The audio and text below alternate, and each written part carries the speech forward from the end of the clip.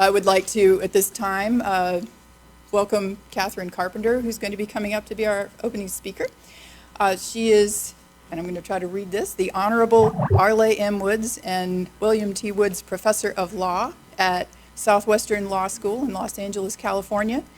Catherine teaches and writes in the area of criminal law, and her primary focus for the last decade pertains to sex crimes and sex offender registration laws, and her work's been cited in a number of courts and attorneys advocating for their clients.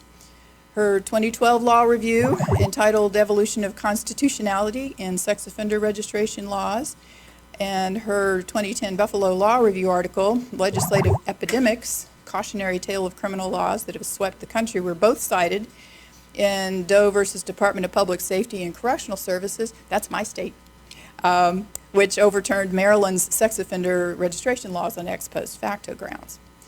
Her recent scholarships highlighted the injustice of juvenile sex offender registration laws, and she's going to be speaking about that this morning, I believe. And that was published in the Southwestern Law Review.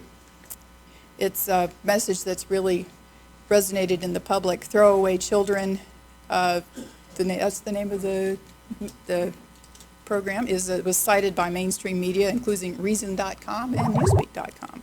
And so I will get her connected to the mic, and then she'll take a stand. So you don't have to hold it the whole time. There you go. Should we put this on? Thank you. I feel like a star. Good morning, everybody. I am delighted to be able to be here at this conference, and thank you for that lovely introduction. I am grateful to be part of this group, frankly. Grateful to be part of a group that includes the lawyers in the trenches fighting so hard for the cause, mental health workers on the front line who recognize the disaster and the disastrous effect of the registry, to registrants and their families who are knocking on the doors of lawmakers, and even to a few lawmakers who are finally coming around. I am grateful to be able to add my voice to it. As the title of my presentation suggests, I want to start by talking about an aspect of sex offender registration that frankly not a lot of people are talking about because we have so much work to do with adult registration. But it's about juvenile sex offender registration, or actually what I call child registration, because if you're going to put a 9-year-old on the registry, let's not call them a juvenile. They are children who are on the registry. So I want to talk about that, and then I want to pull it back to a larger point, and that is some of the truths that we learn from children on the registry, and talk about why all registration is unconstitutional, and help to frame, I'm hoping to do that in an hour, help to frame the constitutional issues that are in effect. The talk is inspired by my scholarship. For more than a decade, I have been writing exclusively on the issue of sex offender registration laws. And as was graciously mentioned, a couple of my articles have really gained traction, several of them. Initially, it was because nobody was writing in the area. In 2005, there were very few mature voices in legal academia who were writing about sex offender registration laws. One of the good news is that there is infinitely more happening now. There's an explosion of articles in academia, both at the university level and at the law school level. That's good for us, because more education helps to create change so that the noise of political hate-mongering is quieted by empirical evidence and by reasoned opinions. Many people approach me when I speak to national crowds. They approach me and they say, why are you writing in this area? Surely you must have a loved one or a friend on the registry. That's why you got involved. And the answer is no, I didn't get involved with it because I have a loved one or a friend on the registry, although I now have a lot of friends who are on the registry. But that's not why I got involved. I got involved because I believe deeply that these laws are unconstitutional. I believe deeply that they're inherently unfair. I believe deeply that they have to be changed. And as an academic, I feel the obligation, the responsibility to lend my voice to what all of you are doing. There are 800,000 people on the registry. Most people who aren't familiar with the registry don't know who makes up that registry. They don't know who's actually on the registry. They again just hear that political voice talking. But this audience knows who's on the registry. This audience knows the clear truth of who's on the registry, that the vast majority of people on the registry do not deserve to be there. They are not dangerous to society, and they do not recidivate at high rates. We know this. But how did we get to this kind of a place? We got to this place because of a term I'm going to use quite frequently through my talk, and that is this notion of automatic registration. We are a registration system based upon a conviction, not based upon individualized assessment. When you paint with that kind of a broad brush, when you have ensnaring a trap like that, you end up with a swollen registry that makes no sense because the underlying principle isn't met. And I'd like you to meet a few of the people on the registry. Again, many in this group know these faces, but many in my national audiences don't know these faces, so I wanted to highlight some of them. Many people on the registry have engaged in consensual sexual activity with somebody underage. It was voluntarily sexual activity. It was consensual. I have read hundreds of cases where the underage person and that family comes into court to say that it was consensual. Nonetheless, a conviction is had, and as we're going to talk tomorrow morning, some of those convictions are based on strict liability. Okay, a conviction is had, but because of automatic registration, they are thrown onto the registry. And in some states, that could be for life. 46 states register statutory rapists. 46 states have it as a registrable offense. There are many on the registry with non-contact sex offenses. You wouldn't know that from the way the politicians talk about who's on the registry. That includes, and we've seen movies on it, that includes, yes, it's true, urinating in public. It includes indecent exposure, sexting, viewing child pornography. Those are on the registry. Are they a danger to society? I have no idea because it's a conviction-based assessment.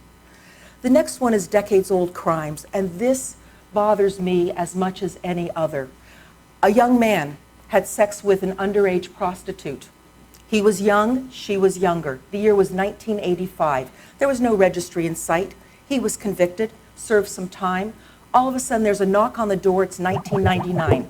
Excuse me, you have to register as a sex offender now for something you did back in 1985. But wait, we're not done yet.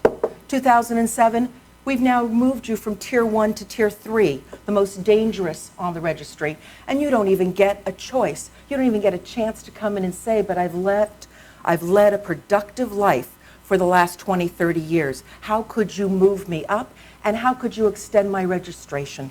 Many people with decades-old crimes.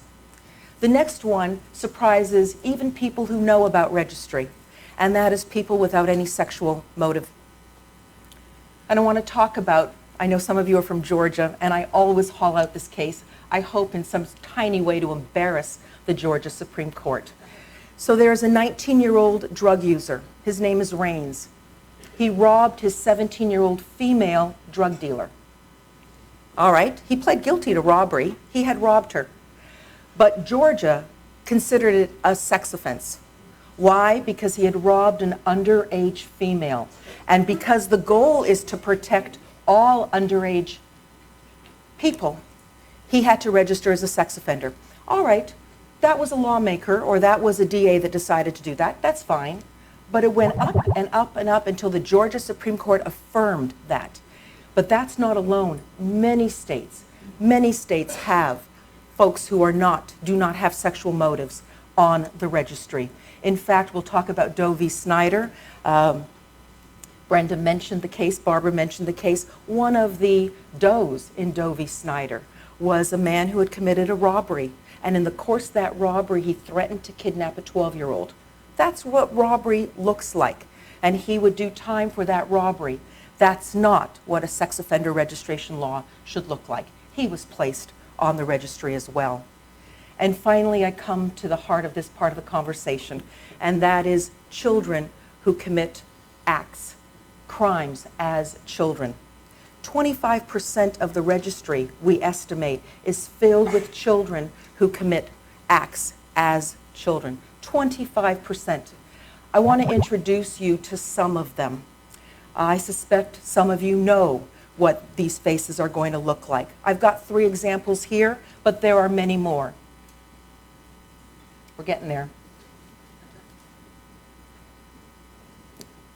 Next one. Thank you. The first is underage sex between each other. So minors having sex with minors. This is not a good thing for children to be doing, but it's a natural thing for children to be doing. This is something that we want to not encourage. However, to put them on a public registry. So look at the way it looks. They are not tried in adult court. These are kids who are adjudicated in juvenile court. But while that process is going on, they are then being put on a registry and tracked. So that 15-year-old with the 13-year-old had to register for 20 years. I changed the year by 1, and now I have a 14-year-old boy named JL who has sex with his 12-year-old girlfriend. And I'm going to put 12-year-old girlfriend in air quotes because these are 2 kids having sex. They shouldn't be doing that. JL had to register for life, with all the restrictions that we know are so devastating for the very rest of his life. The next one down at the bottom, you may have seen and heard. I started writing about Leah, and I mentioned her name because she mentions her name about 6 years ago. Leah had a college blog describing her life on the registry then as a college student. This past year, a wonderful National Magazine article described her travails and her journey. She was 10 years old. She is dry humping, having simulated sex act with her 8 and 5-year-old step brothers. Because one was 5 years old, it unleashed a torrent of laws and restrictions against her, had to be removed from the home. And left for another day, there are many of these cases where it involves a step-parent. Step-parent calls the police. Step-parent gets the law involved, and then all of a sudden we are off to the races. And the devastation that happened to her. The final one just came down last year, and I have to present it because for me it's almost every bit as ludicrous as Rains, the drug user. Got 2 8th-grade boys.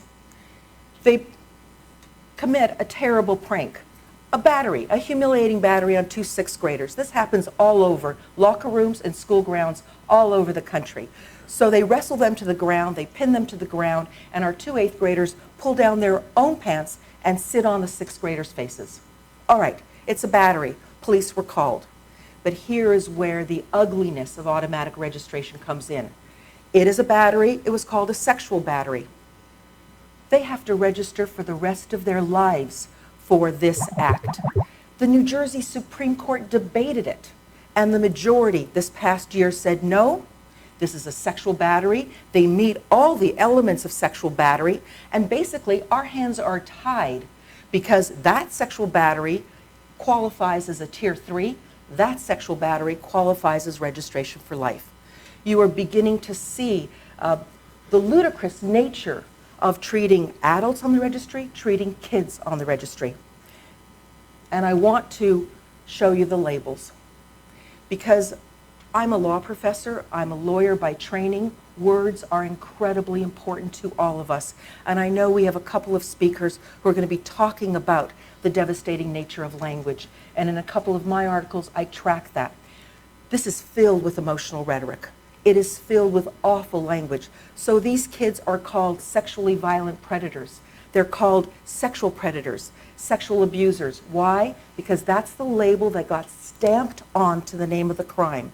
Because if we can pump up it, we can turn these kids into monsters. Because that's what the wording does. One of the things that we need to do through our education, through conferences, through our talk, is to change the labels, to dispel those myths, and to remove this notion of conviction-based assessment.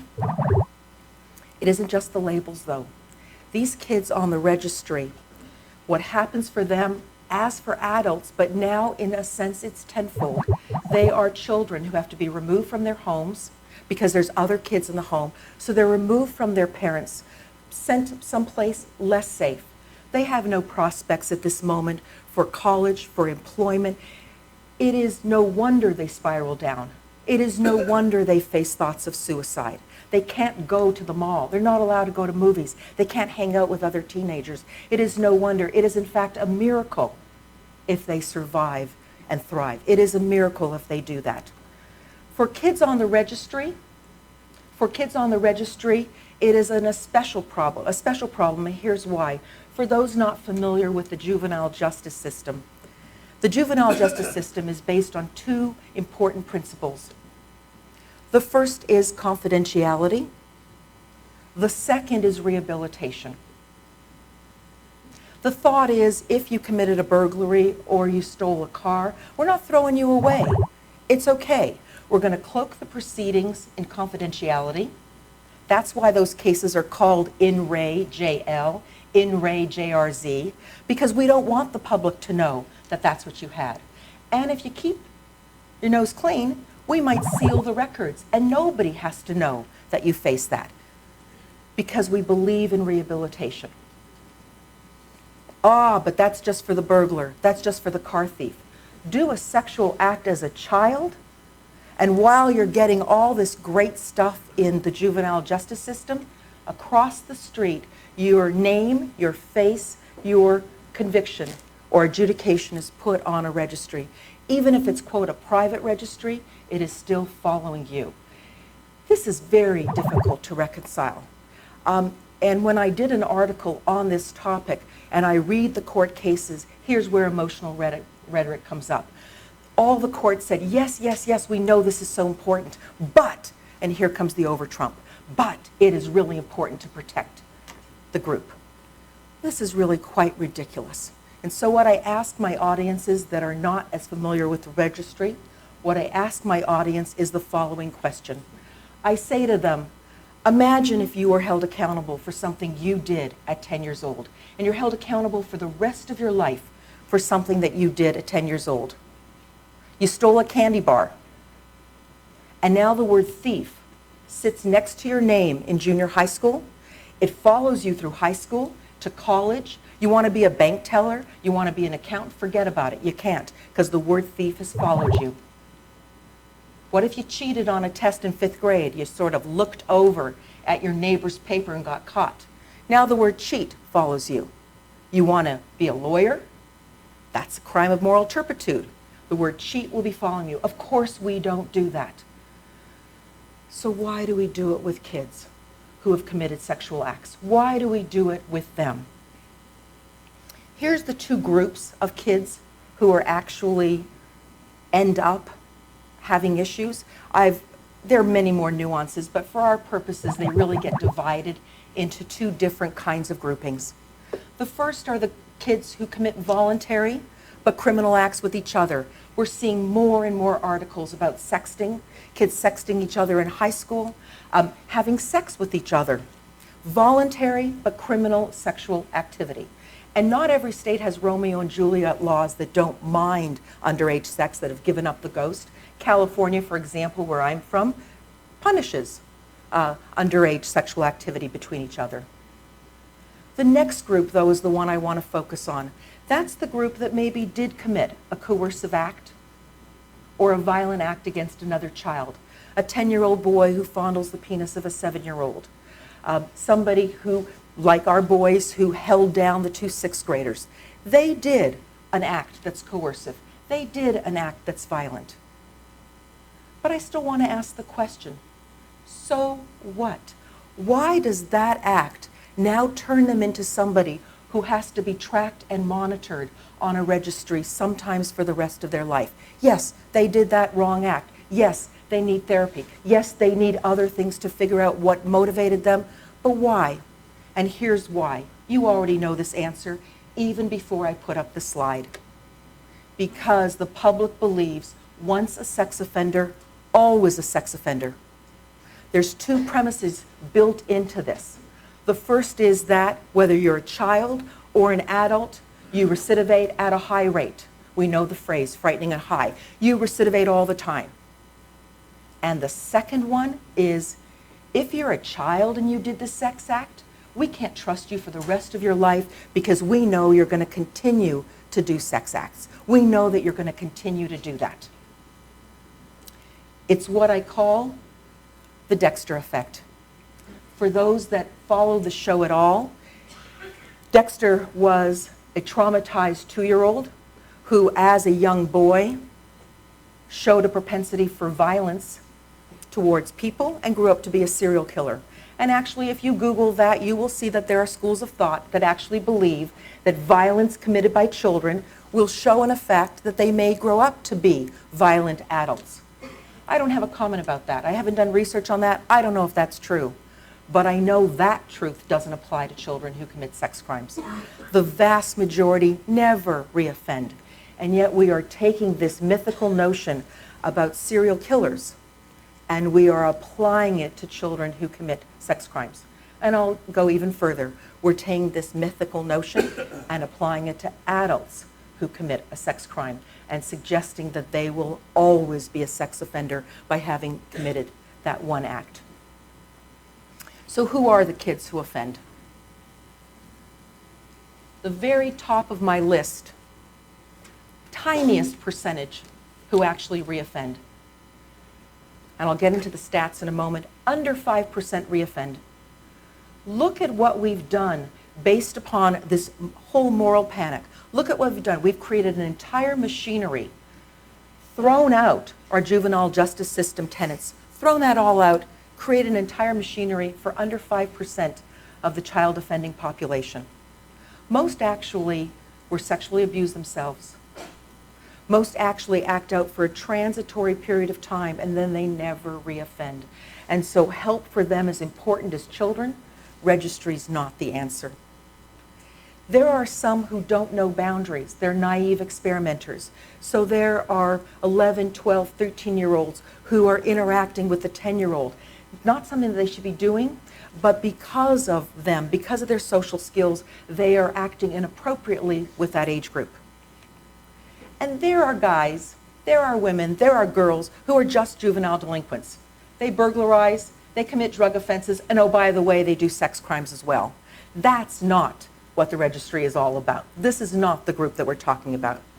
And finally, although it's at the bottom of the list, can we finally talk about that some kids are just playing doctor? That some kids, I'm not sure what happened. I think it's all based on this notion of zero tolerance policy. So two six-year-olds in a bathroom at school showing each other their private parts. The police are called in a number of states because that's a zero tolerance policy. And for those in Michigan, we have a great story out of Michigan. This is a terrible story out of Michigan. A district attorney in a community outside of Detroit filed felony charges just a few months ago, filed felony charges against a 6-year-old who was playing butt doctor with 3 other children on school grounds. Look at where we have come. So why? Here's why, and we know the answer. The answer is there's a false narrative that circles the entire discussion. It's a false narrative for adult registration, and it's a false narrative for children on the registry. This false narrative is that the risk of recidivism is frightening and high. In one article, I tracked something called sticky messages. There is a wonderful group of sociologists, brothers out of Stanford, Chip and Dan Heath, who talk about sticky messages all over in advertising, why you buy certain products, why you don't. This is one of the most enduring sticky messages, that the risk of recidivism is frightening and high. Smith v. Doe, the United States Supreme Court decision, wasn't the first decision to talk about it. Even the quote cited in there from McHugh versus Lyle isn't the first. It started with Doe versus Poritz, the Megan Kanka, New Jersey Supreme Court. Court after court after court has continued that. Have the courts delved into the research themselves? No. Have the courts looked at the empirical research? No, because it's easier. Soundbite legislation is so much easier just to carry with it this notion of the risk of recidivism being frightening and high. So what are the numbers? The numbers vary. There's no question about it, and it's like statistics. You can shape them any way you want to. So the group that needs and wants to keep registry, they keep talking about how it's frightening and high. But the true social scientists in the field say that is a lie. And I'm going to use the word lie. It is a lie. It is absolutely not true. The children under 5% recidivate. It's generally between 1 and 2% is what they talk about. Dr. Michael Caldwell out of Wisconsin has tracked 30,000 kids over the last 20 years. He can't get the recidivism rate up higher than 5%, 4.8%. Tracked 30,000. Dr. Zimmering from Berkeley, that many of you may know, has done extensive studies on this. The children are not recidivating, and they're certainly not recidivating at rates that are frightening and high. So I want to put this to adult registration. We know the same is true for adult registration. Now, numbers change. Some studies report this kind. Some studies even say that they're among the lowest rates of recidivism. But even if it's a little bit higher, some report between 7 and 15%, even if it's a little bit higher. Is that really worth the untold damage, the human cost, the financial cost of creating an entire system to track that? I'm here to tell you burglars recidivate at a higher rate than sex offenders. Drug offenders recidivate at a much higher rate than sex offenders. So we have great news on this front with respect to children. The name of the case is In Re JB. It was just decided this past year. The Pennsylvania Supreme Court took on that lie. And here's what the Supreme Court said. If you're going to make automatic registration for life, automatic, you better be operating on a universal fact. You better be operating under a presumption that's true. You say, I've got to give them registration for life because they're dangerous, and this is a universally true fact. Well, the Pennsylvania Supreme Court said it is not a universal fact. We have the empirical evidence to suggest that what you are saying is a falsehood. It is not true. And so in Pennsylvania, they overturned lifetime registration. Now, it's a little more complicated because their own state constitution enabled it in a way that not every constitution does. But I think actually that may be my next article. I think this notion, they call it the irrebuttable presumption doctrine, that if you're going to operate on a presumption that's irrebuttable, that's conclusive, you better have facts to really support it. So let me turn, we've talked about the kids, let me turn to the second half of my talk, and that is the framing of the other constitutional challenges that we have before us, because it's so important. There's so many different ways to challenge sex offender registry, through reason, through diffusing the emotion, through studies, but because I live in the legal world, for me it's about the law. How do we get lawmakers? But I'm going to change that. How do we get the courts to change the laws? Because I've come to conclude that lawmakers, although it's hopeful and we want to try, that that's not really where it's going to happen. Lawmakers are not going to get reelected because they wake up one day and say, what a travesty we have committed. Instead, it's the courts. Rational thinkers who are going to come to realize, I hope, that the past 20 years has been a miserable, failed experiment. So, what I want to do is briefly talk about the U.S. Supreme Court decisions that came out in 2003. I want to then describe why I think the decisions don't apply anymore, why they are wrong legally, and then I want to celebrate the decision that came out of the Sixth Circuit that held Michigan sex offender registration was unconstitutional because it presented punishment and was ex post facto. So the year's 2003, it's what I call a watershed year. The United States Supreme Court came down with two decisions. The first decision was Smith v. Doe. The second decision was Connecticut Department of Public Safety.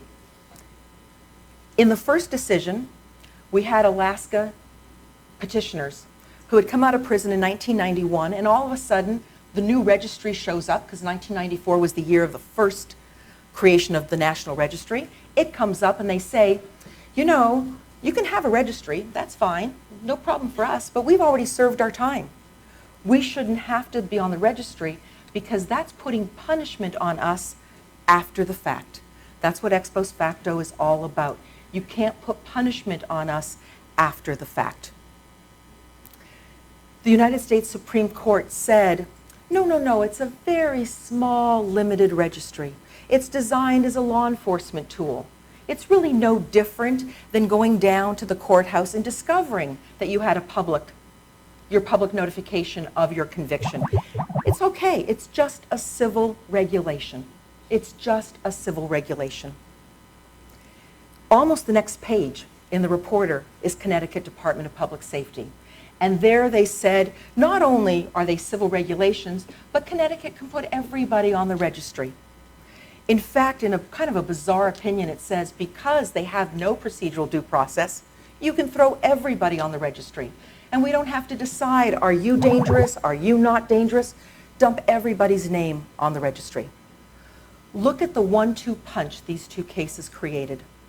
It told every lawmaker, go for it. Green light, you get to make any laws you want because these are just civil regulations. Start ramping them up. Start creating worse and worse and worse laws. It's completely okay. And, oh, by the way, the internet is nothing. It doesn't mean anything.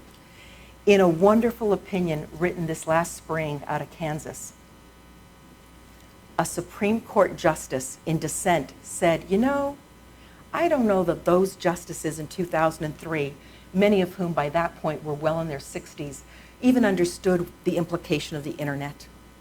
I don't know that they really knew what they were actually crafting and the devastation that it was going to follow for them. Maybe the current U.S. Supreme Court will understand that it isn't the same thing as having a public notification of your conviction. You can't get off the registry, and even if you could get off the registry, that follows you and dogs you on the internet for life. And the way the registries look on the internet, you don't even know half the time what the offense was. You just see the label. You see the name of the tier. So here comes the law. Here comes the legal lesson in all of this. We ask two questions to decide if something's a criminal law or a civil law.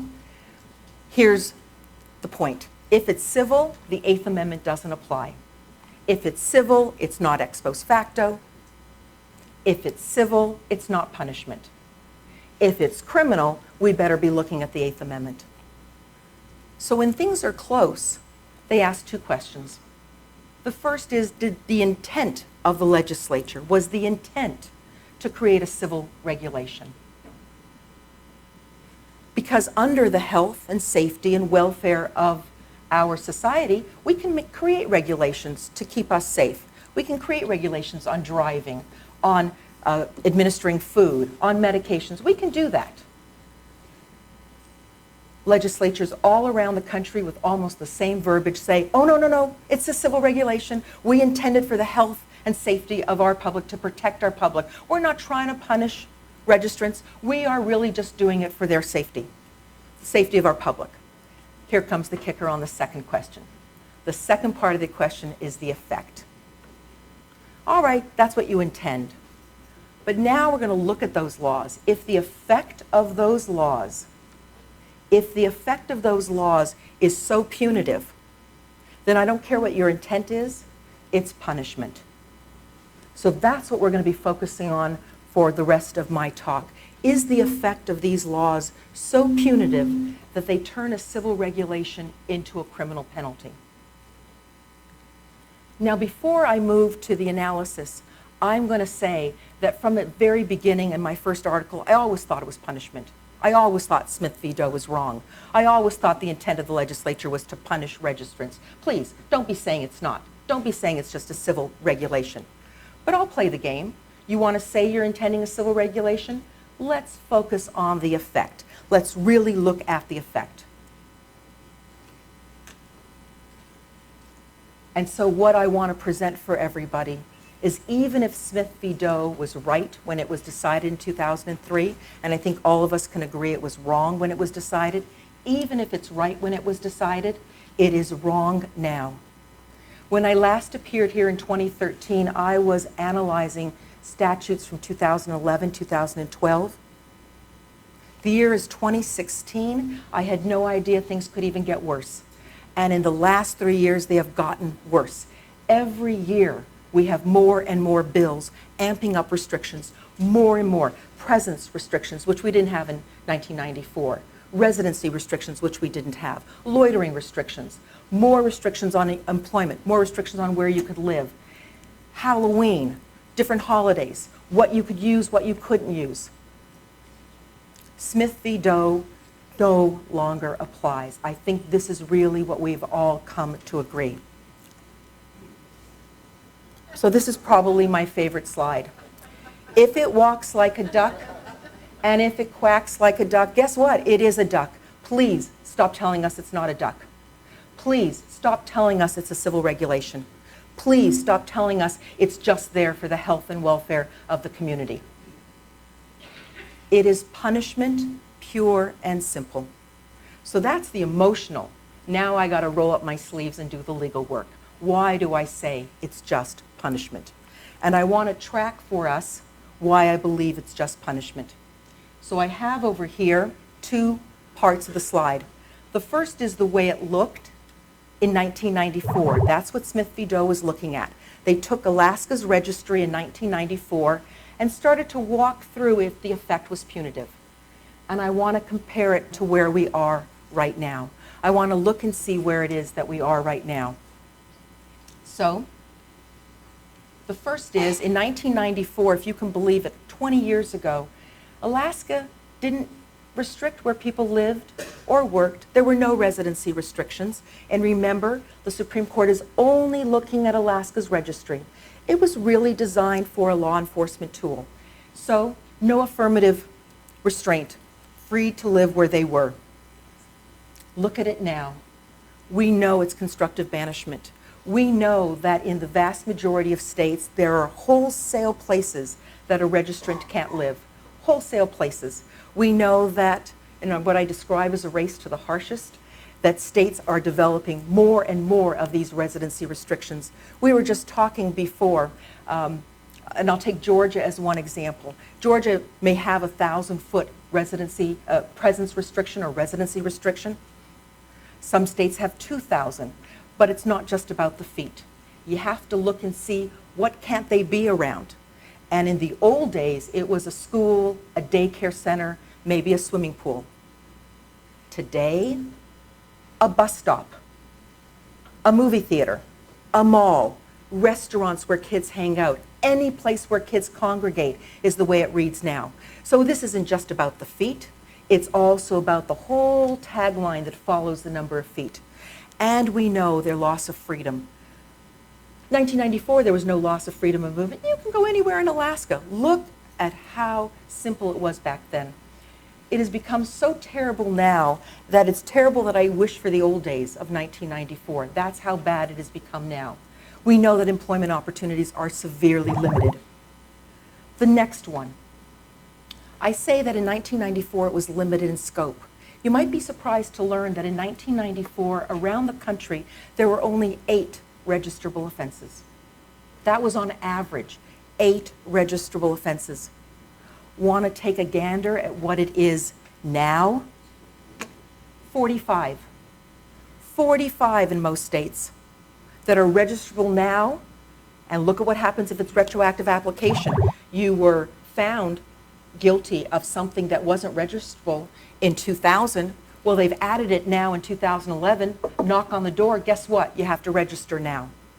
Not only have the offenses exploded, we know they've exploded also in the number of years. There's a few states that everybody has to register for life. And what used to be 10 years is now up to 20 and 25. And if you started with the 10-year and you saw your goal at the end of the 10 years, a state could come in without ever talking to you and move it to 20 or 25. There was no in-person registration in 1994. You just let them know where you were. You didn't have to go down to any place. Now we know in-person registration happens all the time. For some, it's quarterly. But I've got a case outside of Alabama where a man, based upon Alabama restrictions, had to register twice a week. Twice a week to 2 different agencies. 5-6 hours each time. This is not just walk in. And I always used to tell the story, we don't do this anymore, but I'm from Canada. And in the old days, I had to do an alien registration. Alien registration was I took a postcard, I filled out my name and my address, and I popped it in the mailbox. That's what registration looked like. That's not what registration in person looks like at all for the registrant. It is a lengthy time. It is humiliating. The police station's many stories report are terrible to the person who's going in to follow and comply with the laws. Can you imagine? The United States Supreme Court says, stop being so upset about it being on the internet. Anybody could find out about your conviction. This is just an easier way to do it, that's all. We know that is so not true, and I've already described it. The humiliation that follows. And for people on the registry who get off, for the few lucky ones who are actually removed, you can never take away the traces from the internet. As much as they try, they can't take away. The last one, United States Supreme Court said, you know what, this doesn't look like parole. It doesn't look like supervised release. This isn't punishment. You're not in prison and you're not on parole. But we know that if our registrant doesn't meet, in some states, I'll take Alabama, there's 115 restrictions. You fail any one of those, you're going to prison. That looks like supervised release to me. In fact, in many states, the failure to register is a strict liability offense. I've looked at some of these failure to registers. I'm here to tell you I can't understand all the restrictions. And if I move to another state with the restrictions from one state to the other, I have no idea how to meet them. So I want you to look at the right-hand side of the column. Doesn't that feel like punishment? It feels like punishment. The weight of punition is clearly there. So this is why we say, even in 1994, which is a 2003 decision, even if you got it right, Supreme Court, even if you were correct that it was a limited law enforcement tool, please, we beg you to reconsider. You need to see what's going on in 2016 to appreciate that's not the registry system you thought you were approving. And the reason we need to fault you is because you gave the states a green light.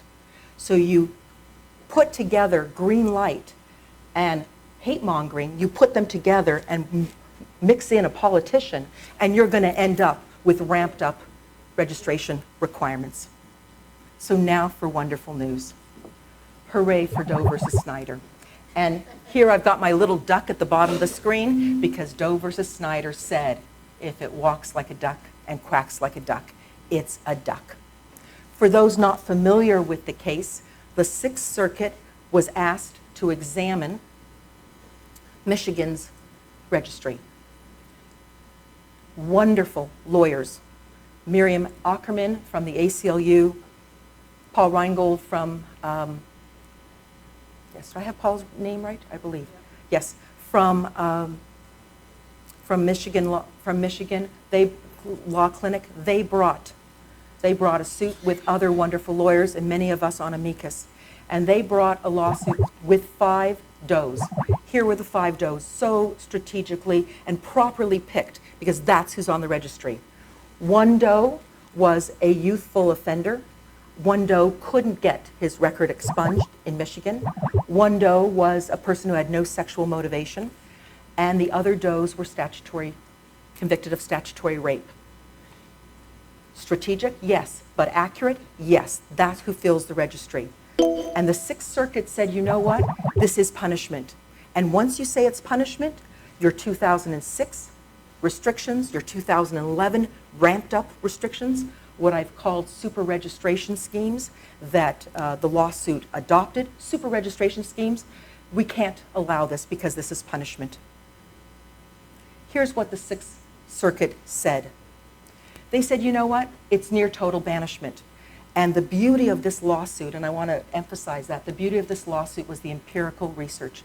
They brought in the research to show how few places one could be in because it's work, live, or loiter is the word that they use. And I want you to look at that word loiter. That is a really damning word. That's not even presence. That's loitering, as though you by nature by who you are already have a malicious intent when you go to drop off your kids at school or go to a graduation exercise, which actually would be called loitering. So the statute was written that way for a reason. Work, live, or loiter. And the Sixth Circuit said this is near total banishment. We're nowhere back to the Alaska Registry of a little law enforcement tool. The state, dare I say this, had the nerve to say, I don't know what you're complaining about. These are minor burdens, indirect burdens. I'll tell you that up until this point, that was, if it wasn't applauded, that wasn't attacked. So the state says, they're frightening and high their recidivism rates. It's okay for us to do this. We get to do that. Sixth Circuit says, please do not say that. These burdens are not minor. They are not indirect. They are devastating for the registrant, for their families, for their co-workers. It is devastating. So let us not minimize that. Again, the duck. This is punishment. Let's not minimize it. The other one that I want to present to all of us is this notion of empirical evidence. As we move forward, what has become clear in the country, In re JB, my child registrant case, the Sixth Circuit case, is the more empirical research we have at our disposal, evidence that proves recidivism rates are low, evidence that proves that the laws are vague or impossible to follow, surveys, anything that can help shed light on it.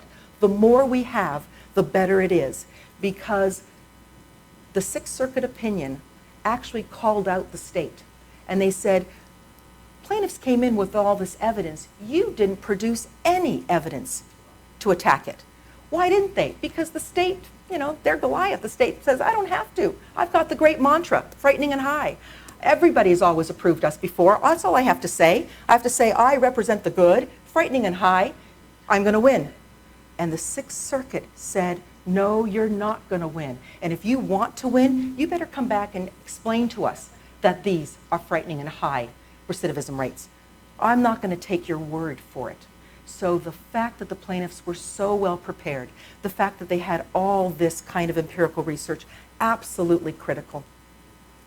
And the last thing, which is a wonderful line from the Sixth Circuit. If one tracks Smith v. Doe, whether it's a state case or a federal case. So for those who are not in the legal world, Smith v. Doe is absolutely required to be followed in the federal system, and everybody in the state follows it because they don't want the United States Supreme Court to get mad at them unless they're going to operate on independent state grounds, so they're following Smith v. Doe. What the line directly said in the Sixth Circuit is, don't misinterpret Smith v. Doe. It didn't give you a blank check, legislators. It didn't give you a blank check, lawmakers, to do whatever you wanted. Remember, I talked about the green light. The lawmakers viewed it as a green light. We can do anything, keep adding these restrictions. We can do anything. It's a civil regulation. And they said, Smith was good, but Smith did not say that you could do this. You do not have a blank check. And I want to read to you a paragraph from the Sixth Circuit decision. For those not familiar with the Sixth Circuit decision, for those who perhaps sometimes feel a sense of hopelessness or despair, I hope you will read the opinion. Whether you're a lawyer or not, it will give you hope that there is rational people out there who understand what's going on. From what I understand, although I didn't personally know the panel, what I understand about the panel is it included rational thinkers who, by and large, are quite conservative thinkers, especially the person who wrote the opinion. And she wrote the following towards the end of the opinion. SORA brands registrants as moral lepers solely on the basis of a prior conviction. It consigns them to years, if not a lifetime, of existence on the margins, not only of society, but often, as the record in this case makes painfully evident, from their own families, with whom, due to school zone restrictions, they may not even live. It directly regulates where registrants may go in their daily lives and compels them to interrupt those lives with great frequency in order to appear in person before law enforcement to report even minor changes to their information. It is not minor or indirect. The the devastating consequences of this. So we get to celebrate the Sixth Circuit decision. For those not in the legal world, okay, so does it happen now?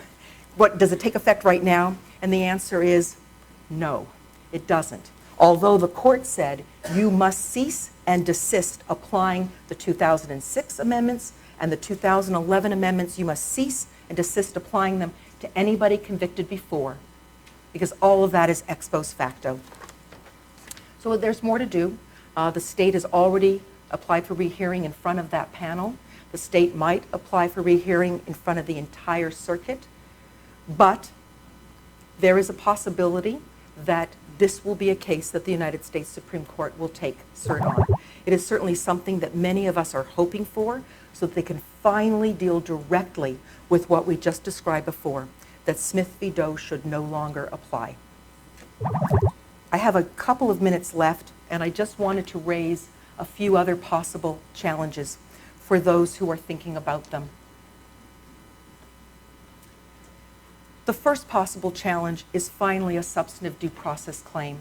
That's saying the state has taken away our liberty for no good reason, that there's no rational connection to what they've done to us and the law that they've enacted. Substantive due process claims are very difficult to prove, and they're especially difficult to prove for the sex offender registrant community, because reputation alone isn't enough of a liberty interest. You have to prove more. But I think it is ripe for a challenge. Back in 2003, Justice Ginsburg actually wrote, boy, I wish somebody would bring a substantive due process challenge, not just procedural. I think this could work. And in Doe versus Snyder, both the district court and the Sixth Circuit suggested that there may be substantive due process claims. What would that claim look like? We have the fundamental right to direct the education and parenting of our children. If these restrictions impact that for no good reason, that is a due process violation. And there may be that possibility for us to look at. Another one connected to the kids is this United States Supreme Court tackled the issue of life imprisonment without the possibility of parole. And in two really important cases, they said you can't put juveniles in prison for the rest of their lives. They're tried in adult courts, but you can't put them in prison for the rest of their lives. I think that there is a challenge to say you can't put them on the registry for the rest of their lives. That just as you can't throw them in prison for the rest of their lives, you can't put them on the registry for the rest of their lives. And finally, the Doe versus Snyder case tapped into something that is really critical, and that is how vague these laws are, how difficult they are to follow, and the punishment that awaits if one fails to register. So far, nobody has really won successfully on that. Failure to register cases invariably are won by the state, almost the vast majority. So I think what becomes really important is to think about, are these laws vague? One of the great things that the plaintiffs did is they called up, and I learned this on actually the RSL call, so as Brenda described, it's a wonderful service that National RSL does. They called up police departments, they called up DAs, and they asked them, what do you think this presence restriction means? What do you think loitering means? Specifically, what do you think it means to regularly use somebody else's car so they have to report that? Everybody gave a different answer. Some said, well, if you use a car 3 times, you have to report it. That's regularly using. Some said, well, if you rent a car, that's regularly using. They brought all that evidence into court. And there may be a wonderful challenge ahead with respect to the vagueness of these laws. Last one. So my final thoughts. I have a wish list. My first wish list is that ultimately through education, through more cases like Doe versus Snyder, through good recidivism rates and statutes, we will come to learn as a society, come to learn that this was a failed, devastating experiment, an experiment that ruined generations of people, but nonetheless, an experiment that failed. Some tell me that the genie's out of the bottle on that one, and perhaps we will never go back to a time without a registry. I am hopeful we will. But if we don't, my game plan B, and I never thought back in 2005 I would ever say this, but my game plan B is a hope of a rollback, a really big rollback, to get rid of residency and presence restrictions, to really turn it back into a law enforcement tool designed with individualized risk assessment. And if we did that, I don't think we have 10% of the people on the registry. If we did that, we would have a very different look and feel of the registry. So my thanks to all of you. You've been a wonderful, patient audience. I look forward to the rest of the conference. Thank you very much. Thank you. Thank you. Thank you very much. Thank you, Barbara. Thank you.